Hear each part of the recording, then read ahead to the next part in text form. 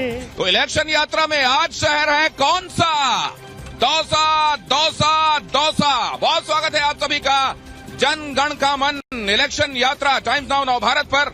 और यहाँ अभी जिस वाहन में मैं बैठा हुआ हूँ, ये आप जानते होंगे वैसे ये कैसा वाहन है, कौन सा वाहन है ये वाहन? इसका नाम है जुगाड़। हाँ, यही कहलाता है जुगाड़। और ये अगर आप दौसा और आसपास देखेंगे तो बहुतायत में यहाँ के श्रमिकों, किसानों की तरफ से माल ढोने के लिए बड़ी तादाद में इस्तेमाल होता है। और ये करसन जी हैं, इनका नाम करसन मीणा है। इनसे हमने गुजारिश की कि जरा जुगाड़ को भी महसूस होने दीजिए हमको, ये क्या होता है। ये जुगाड़ कितने में बनता है? 2 लाख में। बहुत महंगा है। इसमें रुपए का बनता है। तो इसमें कहीं का कुछ जोड़ा है आपने, कहीं की स्टीयरिंग, कहीं का ये डीजल इंजन। तो ये इतनी अलग अलग चीजों को जोड़ के 2.5 लाख रुपए में ये बनाते। पहले कितने का बनता था? पहले लाख रुपए का। पहले लाख, कितने साल पहले लाख रुपए में बनता था? 2 साल पहले। तो 2 साल पहले ये जो जुगाड़ के बारे में आप जानते होंगे, ये वैसी कोई गाड़ी नहीं है जो फैक्ट्री से बनी हुई बाकायदा गाड़ी निकलती है। ये वैसी कोई गाड़ी नहीं है जिसका बाकायदा रजिस्ट्रेशन होता है। तो ये जुगाड़ होता है। लेकिन अब जब देश की सियासत को आप देखते हैं तो चीजें इस देश में तो आप जानते हैं बहुत सारी जगहों पर जुगाड़ की बात और जुगाड़ की तरकीब अपनाई जाती है।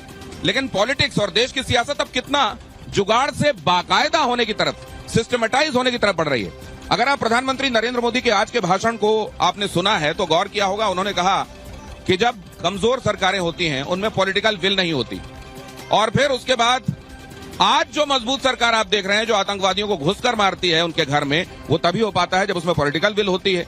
दूसरी तरफ राहुल गांधी कह रहे हैं कि इन्होंने किसानों की समस्याओं को समझा ही नहीं, सुना ही नहीं, इन लोगों ने जाना ही नहीं। एमएसपी की बातें करते हैं, एमएसपी दे नहीं रहे हैं, आतंकवादी और उनको अपराधी तक करार देते हैं। आज जमकर पलटवार हुआ है।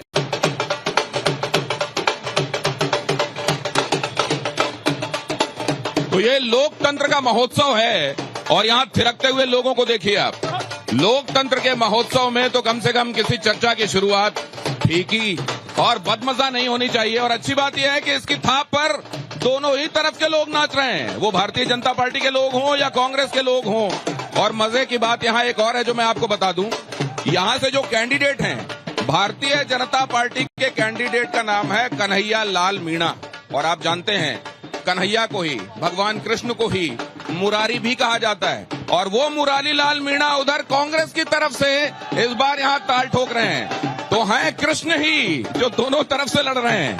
और यहाँ देखिए, अब मंच की तरफ ले जाने से पहले आपको बता दूं कि ये गौरव है। गौरव, आप सुरों को वैसा ढालिएगा जैसा मूड मंच पर चल रहा हूं। मैं आपके पास आता हूं, लेकिन आगे मैं आपको मंच की तरफ ले आता हूं। देखिए हमारे मेहमान, आज यहाँ बहुत तेज धूप के बाद थोड़ी छाया, और मुझको लगता है ये आप लोगों की ही है माया। आप लोगों का बहुत धन्यवाद कि यहाँ पर थोड़ा आपने कम से कम छाया कराया। विष्णु चेतानी जी हमारे साथ जुड़ रहे हैं भारतीय जनता पार्टी की तरफ से अपनी बात रखने के लिए।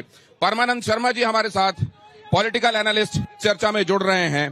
हमारे साथ रामजी लाल ओड इस चर्चा का हिस्सा हो रहे हैं। और जगदीश शर्मा जी भी कांग्रेस की तरफ से अपनी बात रखने के लिए मौजूद हैं। और आइए सबसे पहले ये समझते हैं, प्रधानमंत्री नरेंद्र मोदी जहां कल रोड शो के लिए पहुंचने वाले हैं, वहां आज पॉलिटिकल मूड कैसा है, जरा ये समझने की कोशिश करता हूं। दौसा क्या सोच रहा है विष्णु जी?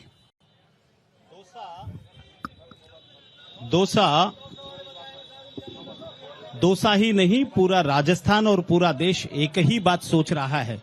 और जहां से भी आवाज आ रही है कि दौसा वाले बताएंगे, जहां से भी जनता की पुकार आती है, जहां से भी कार्यकर्ता पुकारता है कि मोदी जी चाहिए, निश्चित रूप से मोदी जी 24 घंटे में से 20 घंटे मेहनत करने वाले नेता है। पिछले 22-23 वर्षों में उन्होंने एक दिन की छुट्टी नहीं ली। वो शायद विदेश में छुट्टियां मनाने और बर्थडे मनाने, बर्थडे केक काटने नहीं जाते। वो सदैव अपने देश की जनता के बीच में रहते हैं, अपने कार्यकर्ताओं के बीच में रहते हैं। मैं कांग्रेस के कार्यकर्ताओं से पूरी हमदर्दी के साथ में कहता हूं, आप अपना जोश बचाकर रखिए, क्योंकि किस क्षण कौन नेता आपका तुरंत पलटी मारकर, क्योंकि नेता मौसम वैज्ञानिक भी होता है। अभी पूरे देश में एक ही वातावरण है, अभी पूरे देश में एक ही वातावरण है कि कांग्रेस के जो 50-50 साल से नेतृत्व था वो छोड़कर भाग रहा है। ठीक है सर, और आगे बढ़ाते हैं। बीजेपी में जगह चाहिए कि यहाँ नेता मौसम वैज्ञानिक हो गए हैं और कांग्रेस से भगदड़ मची हुई है। आप तो हैं ना रामजी लाल जी अभी इसमें? देखिए, मैं आपसे निवेदन कर दूं, अभी जो बात चल रही थी, आपने पूछा दौसा का माहौल। दौसा का माहौल इस बात से साबित होता है, उत्तर प्रदेश के मुख्यमंत्री जी लालसोट में आते, मीटिंग फेल। राजस्थान के मुख्यमंत्री जी बैराउंडा में आते, मीटिंग फेल। और देश के प्रधानमंत्री नरेंद्र मोदी जी कल दौसा में आएंगे रोड शो करने के लिए, वो भी आपको नजारा देखने को मिलेगा। नहीं, आपने कैसे तय किया कि मीटिंग फेल हुई? देखिए, आप लोग ही बताते हैं, हम नहीं बताते।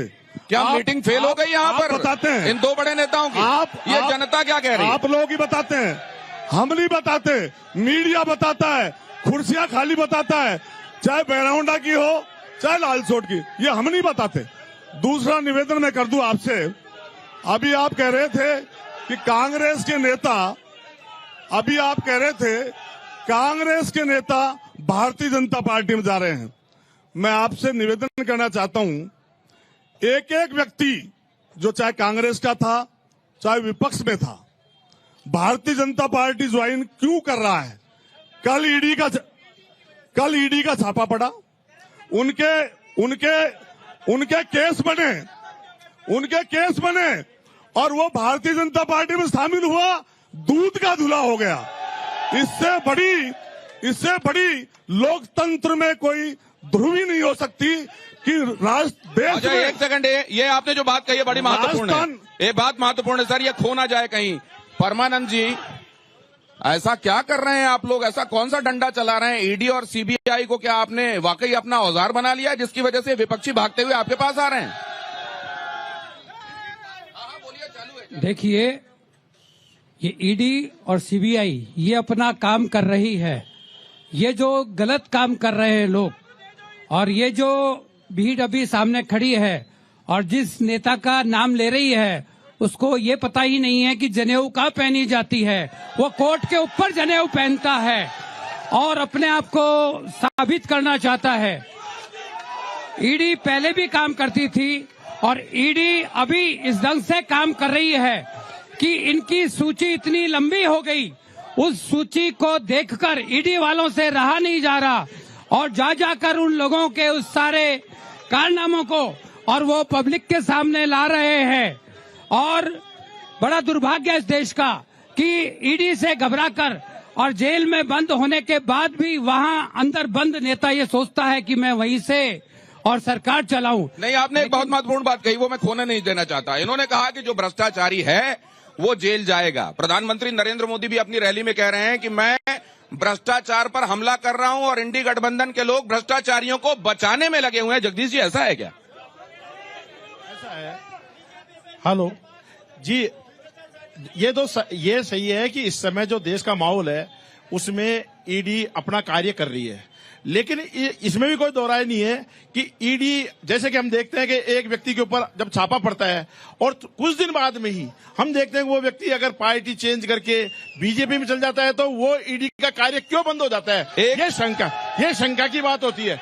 कार्य चलता रहना चाहिए, अगर कोई भ्रष्ट है तो भ्रष्टाचारियों के खिलाफ कार्रवाई होनी चाहिए, लेकिन वो चेंज होते ही कैसे वापस चेंज हो जाता है, ये थोड़ा शंका की दृष्टिकोण से देखा सर। लेकिन एक बात और बताइए, मैं आप लोगों से भी पूछना चाहता हूं, जनता से भी, कि जनवरी से लेकर अभी तक 8,500 लोगों ने कांग्रेस छोड़कर भारतीय जनता पार्टी का रुख किया है। इनके सबके घर में ईडी और सीबीआई तो नहीं पहुंचे थे? देखो, ऐसा है कि ये जनमानस है, ये जनमानस है। जनमानस में हर आदमी को अधिकार होता है, लेकिन ये कोई जरूरी नहीं है बीजेपी वाले कांग्रेस में, कांग्रेस वाले बीजेपी में जाने का अधिकार है। लेकिन जिनके घर पे ईडी का छापा पड़ गया और वो छापा पड़ने के बाद में या उनको नोटिस आने के बाद में जाते हैं, वो संज्ञा के दायरे में आता है। नहीं, लेकिन एक बात अभी देखने को मिल रही है कि जिस तरीके से, हालांकि इसके कुछ लोग इंटरप्रिटेशन, प्लीज अव्यवस्था मत फैलाइएगा, कुछ लोग इसका इंटरप्रिटेशन ये कर रहे हैं कि केवल विपक्षियों पर कार्रवाई हो रही है। मैं एक बात और पूछना चाहता हूं आपसे कि जितनी इन दिनों कार्रवाइयां हम देख रहे हैं भ्रष्टाचारियों पर, इससे पहले मुझे याद नहीं कि इतने ताबड़तोड़ ईडी और सीबीआई एक्टिव होकर कब काम कर रहे हो। क्या भ्रष्टाचारियों पर काम करने के लिहाज से, आतंकवादियों को घर में घुसकर मारने के लिहाज से, क्या वो काम जो पहले कभी नहीं होते थे उसमें निर्णायक काम करने के हिसाब से आज की सरकार काम कर रही है, इससे पहले नहीं हुआ? क्या इसको इस तरीके से देखा जाना चाहिए कि नहीं? विष्णु जी। वास्तव में आज तक जितने आतंकवादी होते थे उनकी तरफदारी करने वाले लोग सत्ताओं में बैठे होते थे। और भ्रष्टाचार की जो बातचीत कर रहे हैं, मैं एक ही बात पूछना चाहता हूं मेरे कांग्रेस के मित्रों से, अगर पाक साफ है, आपका विश्वास न्यायपालिका में, ईडी तो किसी को सजा नहीं दे रहा, न्यायपालिका में विषय जाएगा तो क्या कांग्रेस का नेतृत्व यह स्वीकार कर रहा है कि हमें न्यायपालिका पर विश्वास नहीं है? सर, लेकिन एक चीज मैं आपसे जानना चाहता हूं कि गिरफ्तार होने के बाद, पब्लिक गेयर में आने के बाद लोगों की जो थुक्का फजीहत होती है, उनको बगैर कहे जो अपराधी माना जाता है, और कन्विक्शन रेट भी आप देखिए, जितने लोग पकड़े जाते हैं और उसमें कन्विक्शन रेट के हिसाब से, क्या आप मानते हैं कि विपक्षियों की जो शिकायत हो एकदम निराधार नहीं है? मुझे लगता है कि विपक्ष को दोबारा गिरेबान में झांकना पड़ेगा, क्योंकि किसी भी व्यक्ति को गिरफ्तार करने के बाद उसे कोर्ट में पेश करना ही होता है, और किसी की भी जमानत न्यायालय स्वीकार नहीं कर रहा। इसका मतलब जब तथ्य होते हैं तभी न्यायालय उसकी जमानत स्वीकार नहीं करता। तो यहाँ पर एक बात कही जा रही है कि ईडी सीबीआई मान लीजिए किसी पर कार्रवाई कर भी दें, अगर वो निर्दोष है तो न्यायालय पर तो आप लोगों को भरोसा है ना कि न्यायालय वो छोड़ेगी उन लोगों को, तो फिर ईडी सीबीआई का क्यों आप लोग रोना रहते हैं? जरा ये भी पूछते हैं सर, ये इस बात का जवाब। ये सही है। हाँ, बोलिए, आवाज जा रही है। हम न्यायालय पर पूरा विश्वास करते हैं, लेकिन मैं एक निवेदन कर दूं आपसे। अभी कुछ दिन पहले आपने देखा होगा, सुप्रीम कोर्ट ने एसबीआई को एक निर्देश दिया इलेक्ट्रॉन बोर्ड को ओपन करने के लिए। सरकार ने दबाव डाला, 4 महीने का समय दिया, फिर सुप्रीम कोर्ट ने डंडा किया, फिर 15 दिन में उन्होंने जवाब दिया, फिर सुप्रीम कोर्ट ने डंडा किया, फिर उन्होंने 3 दिन में बात बताई, तो सर एक बात वो भी नहीं बताई, फिर सुप्रीम कोर्ट ने डंडा किया।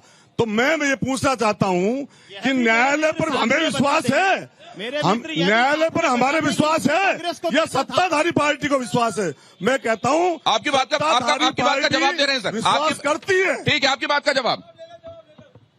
इस देश में जिस दिन तक इलेक्टोरल बॉन्ड नहीं आए, उससे पहले तो सब कांग्रेस के कार्यालय में चेक से चंदा आता था। ये ठीक बात है ना? मैं ठीक कह रहा हूं ना? इस देश में राजनीतिक भ्रष्टाचार बंद होना चाहिए, इसलिए एक व्यवस्था लागू हुई, और भारतीय जनता पार्टी केंद्र में सरकार में है, अब 17 राज्यों में हमारी सरकार है। कांग्रेस का नेतृत्व जवाब दे जरा, उसे कहां से चंदा मिला है? मैं एक बात और जानना चाहता हूं, इलेक्टोरल बॉन्ड वाली बात में कौन सी ऐसी पार्टी है जिसने ये कहा हो कि इलेक्टोरल बॉन्ड से आ रहा है, मेरे को नहीं चाहिए? ये भी मैं आप लोगों से जानूंगा। जरा एक राउंड में जरा जनता के बीच में जाना चाहता हूं। इसमें हालांकि आप जानते हैं पॉलिटिकल कार्यकर्ता भी मौजूद है, लेकिन सबकी राय लेना बहुत जरूरी है। जरा आप लोगों की बात नहीं, पहले आप अपनी बात। अरे इलेक्टोरल बॉन्ड में क्या कांग्रेस को चंदा नहीं मिला? सभी मिला है, लेकिन कांग्रेस को चंदा कम मिला है, बीजेपी को सबसे ज्यादा। बीजेपी गाय माता खाने वाली बीफ का कमीशन बीजेपी ने लिया है। कोरोना वैक्सीन देने लागू नहीं था, लेकिन चंदा खाने वाले गाय को माता खाने वालों ने कमीशन लिया। अनुशासन का 1 दिन का वैक्सीन, कोरोना वैक्सीन लागू थी क्या इंडिया में? कोरोना वैक्सीन लागू थी इंडिया में? बीजेपी ने चंदा लिया, लागू कर दिया। अटल बिहारी के अस्थियों का व्यापार किया इन्होंने, ये बीजेपी के काम है। बीजेपी ने लोन पास किया 500 करोड़ का और चंदा ले लिया 410 करोड़। जो भी दिया उसका पूरा हिसाब दिया है, इसलिए कोई चिंता की बात नहीं। नहीं दिया हिसाब नहीं दिया इन्होंने, हिसाब कुछ नहीं दिया। ये डर रहे हिसाब देते हुए। मोदी जी की जो गारंटी की बात करते हैं, यशोदा बहन को जो गारंटी दी थी वही फेल हो गई। देश की मोदी ने जो भी किया सब 1 नंबर काम किया है। आज मोदी सरकार के आगे सब फेल है। मोदी गारंटी नहीं है, मोदी खुद गारंटी है। भारतीय जनता पार्टी ने जो भी काम किया, इलेक्ट्रिक बोर्ड किया, वो पारदर्शिता के लिए है। कांग्रेस भ्रष्टाचार का पैसा चाहती थी, तो इलेक्ट्रिक बॉन्ड देके हमने पारदर्शिता का काम किया है और शुद्ध पूरे भारत में लोकतंत्र बहाल रहे, इसके लिए। एक शेर के चक्कर में सारे चोर ढोर एक जगह हो गए। सभी दल मिलकर दलदल बनाएंगे और हम उसमें कमल खिलाएंगे। भारत माता की। भाजपा सरकार में गरीबों को अनाज है, जो भी है, सब चीजें टाइम टू टाइम मिल रही है। कांग्रेस सरकार में 10% जनता को मिलता था, 90% कांग्रेस के नेता। नवरात्र चल रहे हैं, मोदी जी की थीम है या देवी सर्वभूतेषु शक्ति रूपेण संस्थिता, नमस्तस्यै नमस्तस्यै नमस्तस्यै नमो नमः। उन्होंने नारी शक्ति वंदन अधिनियम पास करके आधी आबादी नारी शक्ति को सलाम किया और उनको उनका अधिकार दिया। जबकि इंडिया गठबंधन की क्या थीम है कि सनातन धर्म में, हिंदुत्व में एक शक्ति नाम है, उस शक्ति के खिलाफ हम लड़ रहे हैं। भारतीय जनता पार्टी के समर्थन में दौसा की पब्लिक मतदान करेगी और नरेंद्र मोदी को मजबूत करेगी। मोदी जी ने कोई जातिवाद नहीं किया, सबको एक छत के। भाई साहब, लेकिन वो तो सब ठीक है, लेकिन आप प्लास्टर बांध के यहाँ पहुंचे हुए, खड़े कैसे हैं आप इतने दर्द में? ये देखिए, इनके पैर में प्लास्टर है। और ये देखिए जरा करीब आइए, ये लिखा हुआ है 400 पार, वोट फॉर बीजेपी। यहाँ लिखा हुआ है जावेद खान, बीजेपी। जावेद खान नाम है आपका? अरे जावेद भाई, तो ये क्या आपने, पहले तो ये पैर को क्या हो गया आपके? एक्सीडेंट हो गया था और मुझे आज मालूम चला कि नव भारत। तो यहाँ तो लोग ये समझते हैं कि आप जिस तबके से, कम्युनिटी से आते हैं, वो उसके सब खिलाफ हो रहा है भारतीय जनता पार्टी। कुछ नहीं है, ऐसा कुछ नहीं है। मोदी जी कोई जातिवाद करके योजनाओं का लाभ नहीं दे रहे। 1.5 लाख रुपए घर बनाने के नहीं दे रहे, वो हिंदू मुसलमान करके थोड़ी दे रहे। अन्नपूर्णा योजना दे रहे, किसी हिंदू मुसलमान करके थोड़ी दे रहे। मुद्रा लोन दे रहे, किसी हिंदू मुसलमान करके थोड़ी दे रहे। राशन दे रहे, उज्ज्वला योजना दे रहे हैं, ये हिंदू मुसलमान थोड़ी कर रहे हैं। आज मोदी जी किसी जाति धर्म को देख के नहीं दे रहे, और हम सब एक मुस्लिम समाज और पूरा भारतीय। लेकिन ये इनके जज्बे को आपको सलाम करना चाहिए। लोकतंत्र के महोत्सव में नहीं है। देखिए, पॉलिटिकल पार्टी वो किसका समर्थन कर रहे हैं ये बात अलग है, लेकिन देखिए इस तरीके से पैर में चोट के बावजूद यहाँ पहुंचना, अपनी बात लो। अरे वो देखिए, वो देखिए, वो कह रहे हैं हमारा पैर भी देखो, हमारा भी तो देख लो। ये आपको क्या हुआ साहब? अरे अरे, आराम से आराम से आराम से आराम से, क्या हो गया? अरे सर, आराम से आराम से, ये क्या हुआ आपको? एक्सीडेंट हो गया था और मोदी ने, वो कह रहे हैं कि नीतियां धर्म देख के नहीं बन रही। आएगा ना। अरे नीतियां धर्म देख के बन रही है क्या? नीतियां धर्म देख के बन रही है। हाँ बिल्कुल, धर्म देख के ही बनाता है। वो तो जावेद खान कह रहे हैं कि नीतियां धर्म देख के नहीं बन रही। धर्म का सबसे बड़ा सौदागर ही मोदी है। नहीं, यहाँ पे उन्होंने ये तो बता दिया कि उनको भी पैर में चोट है और वो इस बात से सहमत नहीं है कि नीतियां धर्म देख के नहीं बन रही है। उनको लाभ क्यों नहीं? हाँ, आप क्या कहते हैं? 3 तलाक जो मोदी जी ने उसको बंद किया है, उससे क्या मुस्लिम महिला का सशक्तिकरण नहीं होगा? मोदी जी अगर धर्म के सबसे बड़े सौदागर होते तो मुस्लिम महिलाओं का हित क्यों सोचते? एक बात। दूसरी बात, जो भी उनकी योजनाएं बन रही है वो हिंदू मुसलमान देखकर थोड़ा ना बन रही हैं। ये तो मुसलमान समाज को इनने, आज आप किसी भी कमीशन की रिपोर्ट देख लें, अगर सबसे ज्यादा गरीबी है किसी भी समाज में तो मुस्लिम समाज में है, और सबसे ज्यादा। ठीक। मैं तो शुरू से कांग्रेस ही रहा हूं सर, और तो आपने पाला बदल दिया। मैंने देखा है कि हमारे यहाँ देश के अंदर कांग्रेस ने पहले हिंदू और मुस्लिम के नजर बांटा। अब इनके ऊपर तो कोई ईडी सीबीआई नहीं हुआ, ये तो कांग्रेस के समर्थक रहे हैं और कह रहे हैं कि अब मैं उनके साथ नहीं हूँ। अब जरा इसका जवाब भी लूंगा। हाँ बोलिए। पूरा परिवार खानदानी हम कांग्रेस ही रहे हैं, और सबसे पहले गांव के अंदर कांग्रेस का झंडा हम ही लेके बैठते थे। पूरा गांव कांग्रेस के खिलाफ रहता था, हमारा परिवार अकेला कांग्रेस में खड़ा रहता था। लेकिन जब हमने देखा कि कांग्रेस ने केवल मात्र पूरे भारत को देश और धर्म में बांटा, पहले हिंदू मुस्लिम का झगड़ा करवाते थे, और हिंदू मुस्लिम का झगड़ा करवाने के बाद आज कांग्रेस हिंदुओं को लड़वा रही है। केवल मात्र आरक्षण वो कभी दे नहीं सकते। तो ये कह रहे हैं कि कांग्रेस ने केवल विभाजनकारी राजनीति की है। अभी मंच से बोला गया कि ईडी का छापा पड़ने के बाद लोग वहाँ जाकर उनके पाप धुल जाते हैं। मैं कहता हूँ कि सुबह का बुला शाम को जब घर आता है तो उसको बुला नहीं कहते, और भगवान की शरण में जाने के बाद में सारे पाप धुल जाते हैं। उसमें बीजेपी में आने के बाद में जो भी कांग्रेस छोड़ के नहीं, तो आप ये कह रहे हैं कि अगर कोई भ्रष्टाचारी भी है और वो बीजेपी में आ गया है तो फिर कानूनी कार्रवाई नहीं होगी क्योंकि वो भगवान की शरण में आ गया है। तो भगवान की शरण में आने के बाद सब पाप धुल जाते हैं सर।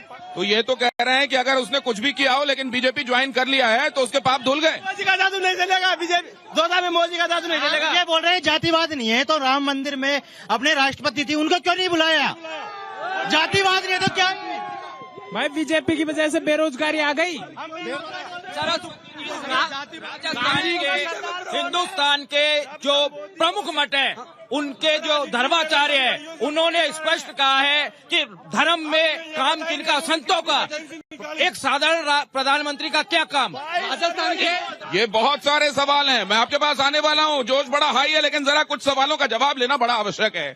ये जो धारणा है विष्णु चेतानी जी कि जिसने कोई कुछ भी किया हो, आपराधिक गतिविधियों में रहा हो, उसने भ्रष्टाचार भी किया हो, लेकिन वो बीजेपी में आएगा तो वो शरण में आ गया, उसके सब पाप माफ हो जाएंगे, इस तरीके की जो अवधारणा है उसको आप कुछ कहना चाहेंगे?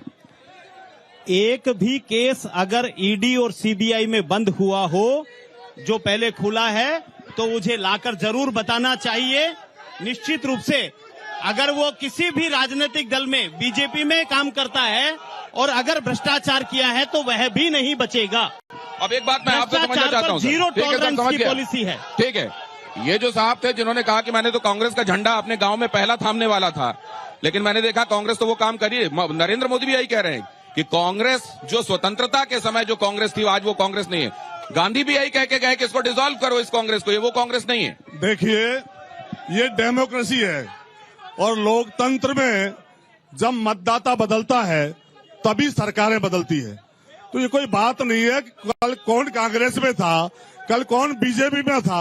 नहीं, आप कह रहे हैं ना ईडी सीबीआई के दबाव में वो लोग जा रहे हैं, तो ये तो साधारण अपने ये तो समर्थक रहे हैं। आप मेरी बात सुनिए, ईडी का छापा पड़ा, वो नेता मिला, उसके साथ उसके समर्थक 1000 लोग मिले, आप उनको काउंट नहीं कर रहे हो। आऊंगा आपके पास, जवाब तैयार है। और जिनसे एक राउंड बात हो गई, थोड़ा दूसरों को ही मौका दें, सामने आने दे प्लीज। हाँ, बात कीजिए।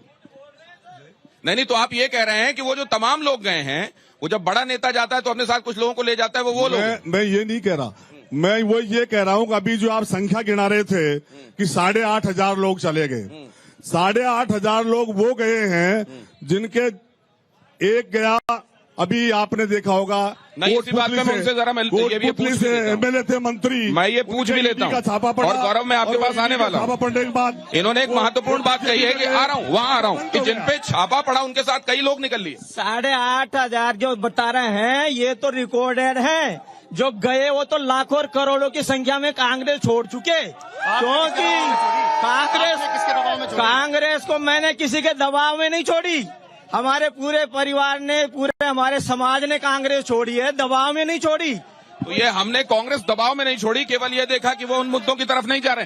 कांग्रेस उन मुद्दों की तरफ नहीं जा रही है क्या? आप लोग कैसे? बोलिए कहाँ जा मुद्दे क्या है इनके? धर्म इनके अलावा कोई मुद्दे नहीं है। कौन से मुद्दों पे चुनाव लड़ा जा रहा है? कोई महंगाई की बात करती है भारतीय जनता पार्टी, बेरोजगारी की बात करती है भारतीय जनता पार्टी। आप लोग करते हैं तो वो क्यों कह रहे हैं कि भटक गए हैं मुद्दों से? महंगाई और विकास के नाम पे वोटिंग होनी चाहिए, मतदान होना चाहिए, डिबेट भी महंगाई और विकास पे इन्होंने 10 साल में क्या काम किया? बेरोजगारों के लिए 2 करोड़ नौकरी खा गई, 2 करोड़ नौकरी 15 लाख खाते में आ गए हमारे। पेट्रोल डीजल के भाव कम हो गए, 15 लाख का है, 15 लाख खा जाए। केजरीवाल को जेल में क्यों पड़कर रखा? बोला इस्तीफा दे दो। वो एक सेकंड भाई, एक सेकंड गौरव, ये तो माहौल बड़ा धुआंधार है, ये माहौल देख के क्या लग रहा है आपको? सर, दोनों तरफ के माहौल को देख के तो यही लग रहा है कि हर कोई अपने मन में एक ही गीत गुनगुना रहा है, बार बार हाँ बोलो यार हाँ, अपनी जीत हो उनकी हार हाँ, कोई हमसे जीत न पावे, चले चलो। तो क्या पॉलिटिकल लड़ाई में इस समय केवल इस बात की होड़ है कि बस दूसरा जीत ना पाए, या ये देखा जा रहा है कि वाकई जन कल्याणकारी काम कर कौन रहा है? महंगाई पर, भ्रष्टाचार पर और बेरोजगारी पर भारतीय जनता पार्टी अपनी बात नहीं बताती। मैं एक बहुत छोटा सा, मैं निश्चित रूप से कांग्रेस के मित्रों के एक बात से सहमति रखता हूं, बेरोजगारी का, क्योंकि सारा विपक्ष अभी बेरोजगार हो गया, पूरा का पूरा विपक्ष बेरोजगार हो गया। रही जहां तक देश के विकास की बात है तो मैं एक दृश्य प्रस्तुत करना चाहता हूं कि भारत पूरी दुनिया की 11वीं अर्थव्यवस्था था, वह आज दुनिया में 5वें स्थान पर आई है। पिछले 10 वर्षों में इस देश का 60 करोड़ लोग गरीबी रेखा के बाहर निकला है। इस देश की माता बहनों को 11 करोड़ से ज्यादा इज्जत घर बनाकर सरकार ने दिए हैं। इस देश में 12 करोड़ किसानों को आज तो किसान सम्मान निधि मिलती है। सीधी सी बात यह है, ये लोग क्या इनको सबको नौकरी मिल गई, इनको सबको घर मिल गया, उसके बावजूद ये लोग यहाँ खड़े होकर नारे लगा रहे हैं क्या? मुझे लग रहा है कि मैंने इसीलिए इनको कहा कि अपनी एनर्जी बचाकर रखिए, क्योंकि आप जिस नेता के साथ में ये बड़ी एनर्जी दिखाते हैं, कब पता कौन जाने। नहीं, एक बात और प्रधानमंत्री नरेंद्र मोदी अपने भाषण में जिक्र कर रहे हैं कि वो गरीबी हटाओ इस चुनाव, गरीबी हटाओ उस चुनाव, गरीबी हटाओ अगले चुनाव करते रहे, लेकिन गरीबी हटाने का काम हमने किया? इस पर भी जवाब जरा मैं लेता हूं सर। देखिए, मैं एक निवेदन कर दूं, चुनाव के अंदर कोई सा भी राजनीतिक दल जाए, वो अपनी बात रखता है कि यदि हम सत्ता में आएंगे तो हम ये करेंगे, लेकिन सिर्फ ये नारा कि अब की बार 400 पार, ये क्या बात हुई? अरे आप बात रखिए ना, क्या करना चाहते हैं? अब की बार क्या करेंगे आप? अब तक 10 साल में आपने क्या किया? आगे आके आप क्या करेंगे? हमारा और कुछ नहीं करेंगे। मैं आपको बता देना चाहता हूं, बीजेपी के लोगों को भी ज्यादा खुश होने की जरूरत नहीं है। सिर्फ नरेंद्र मोदी की बात है, बीजेपी का नाम भी साफ है, कोई बात नहीं करता बीजेपी की, सिर्फ नरेंद्र मोदी। और यदि वापस सत्ता में नरेंद्र मोदी आए मित्र को मैं धन्यवाद देता हूं कि ये तो लोग नरेंद्र मोदी है, सबसे ज्यादा विरोध करेंगे। आज तानाशाही इस तरह की है कि मोदी और अमित शाह के अलावा कोई भारतीय जनता पार्टी का नाम नहीं लेता पूरे देश के अंदर। इस तरह की अगर लोकतांत्रिक व्यवस्थाएं चलेगी तो मैं समझता हूं लोकतांत्रिक ढांचा चरमरा जाएगा और एक तानाशाही पैदा हो जाएगी। नहीं तो एक बात बताइए, आज हालात खराब है। सर एक बात मैं आपसे जानना चाहता हूं, वो आदमी जो ये बताने के बजाय कि मुझे करना क्या है, अगर 400 पार का दम भर रहा है तो ये उसका कॉन्फिडेंस नहीं है? ये कॉन्फिडेंस नहीं है, ये लोगों को गुमराह कराने की बात है, कॉन्फिडेंस नहीं है। क्या भारत की जनता ऐसी है कि उसे गुमराह किया जा सकता है?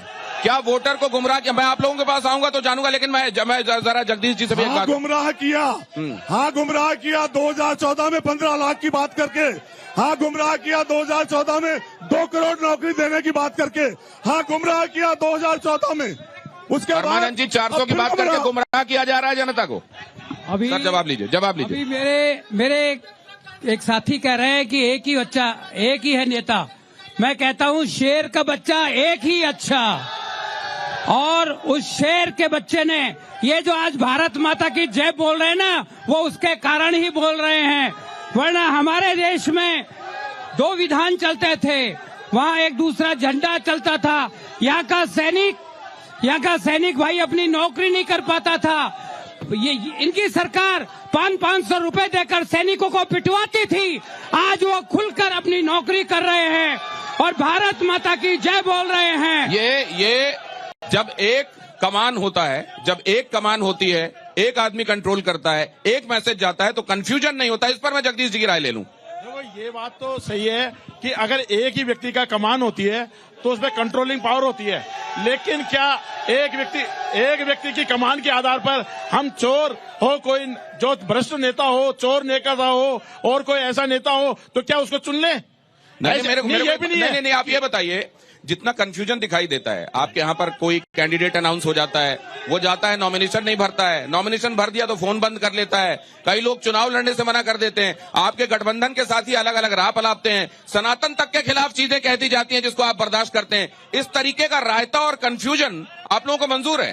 देखो ऐसा है कि सनातन की जहां बात है तो ये हिंदुस्तान है, यहाँ सभी धर्म के लोगों को रहने का अधिकार है, और अगर कोई भी पार्टी एक ही केवल सनातन की बात करे और औरों को छोड़े तो वो भी गलत है। नहीं तो क्या कांग्रेस और उनके साथी सनातन की बात करते हैं और वाकई सनातन के हिमायती हैं? आप लोग क्या कहते हैं सर? हैं? तो इधर वाले कह रहे हैं नहीं, और भारतीय जनता पार्टी के साथ। मैं एक बात और समझना चाहता हूं जगदीश जी, ये जो आप कह रहे थे एक व्यक्ति, बाकी सब गायब हैं, आपके यहां लगता है कि इतना कंफ्यूजन है कि कोई कमांड एंड कंट्रोल सिस्टम ही नहीं है?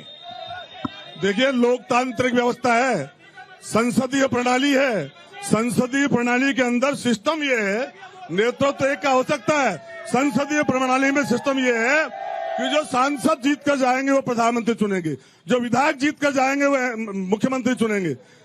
इस तरह तो सर ये बताइए, नहीं, सर एक बात बताइए, जहां पर राज्यों के चुनाव होते हैं वहां राहुल गांधी या उनके पर्यवेक्षक जाके क्यों बताते हैं ये होगा? कई बार तो हमने ये भी देखा है कि विधायक जो है रेबेल कर देते हैं, हमको ये नहीं चाहिए। ऐसा नहीं होता है, कभी नहीं होता है। क्या बात कर रहे हैं? पर्यवेक्षक जाते, अभी आप एक बात कह रहे थे, अगर आपने कैंडिडेट डिक्लेयर किया वो चला गया, आपको ध्यान हो पवन सिंह नाम के व्यक्ति को भारतीय जनता पार्टी ने उम्मीदवार बनाया था, उसने चुनाव लड़ने को मना कर दिया। आप केवल आखिर का 1 मिनट बचा है जनता के बीच में से, जल्दी से होकर आता हूं। माइक मत पकड़िएगा, केवल अपनी बात कहिएगा, जो कह चुके हैं दूसरों को मौका दीजिएगा प्लीज। 56 इंच के प्रधानमंत्री जी मणिपुर में बेरोजगारी बताने जा रहे हैं। सर अभी इन लोगों ने बोला कि अभी मोदी मोदी को जिताएं, वजह क्या है? मोदी पेपर चोर कांग्रेस राम को लाए हैं, हम उनको लाए। पेपर लीक इंडस्ट्री जो राजस्थान में चल रही है, तो ये आपने सुना, लेकिन अभी कुछ बाकी है।